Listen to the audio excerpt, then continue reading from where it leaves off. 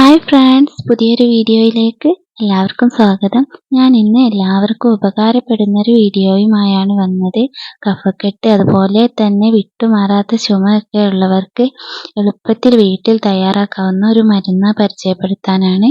ഇത് നമുക്ക് കുട്ടികൾക്കൊക്കെ കൊടുക്കാം.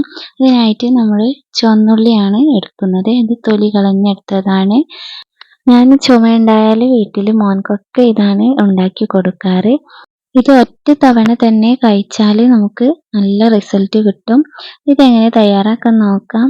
ഈ കുഞ്ഞുള്ളി എടുത്താണ്ട് നമ്മൾ ഇതുപോലെയുള്ളൊരു ഇടിക്കല്ലിലിട്ട് നന്നായി ചതച്ചെടുക്കണം. ഇതിൽ വെള്ളമൊന്നും ഒഴിക്കേണ്ട ആവശ്യമില്ല. ഇതുപോലെ നന്നായി ചതച്ചെടുക്കുക. നല്ല ചുമയുള്ളവർക്ക് ദിവസം ഒരു 3 സ്പൂണൊക്കെ കുടിച്ചാൽ തന്നെ നന്നായി മാറും. ഞാനൊരു 10 കുഞ്ഞുള്ളിയാണ് എടുത്തിട്ടുള്ളത്. ഇത് നമുക്ക് കൂടുതൽ വേണമെന്നുണ്ടെങ്കിൽ കൂടുതൽ ചുവന്നുള്ളി എടുത്ത് ഉണ്ടാക്കാം. അപ്പോൾ ഇതുപോലെ നന്നായി ചതച്ചെടുക്കുക. എന്നിട്ട് നമ്മളൊരു ഗ്ലാസ്സോ അല്ലെങ്കിൽ ചെറിയൊരു പാത്രമോ വെച്ചിട്ട് അതിൽ അരിപ്പ വെച്ചിട്ട് നന്നായി പിഴിഞ്ഞ് അതിൻ്റെ നീരെടുക്കുകയാണ് വേണ്ടത്. തുള്ളി പോലും വെള്ളം ഒഴിക്കരുത്.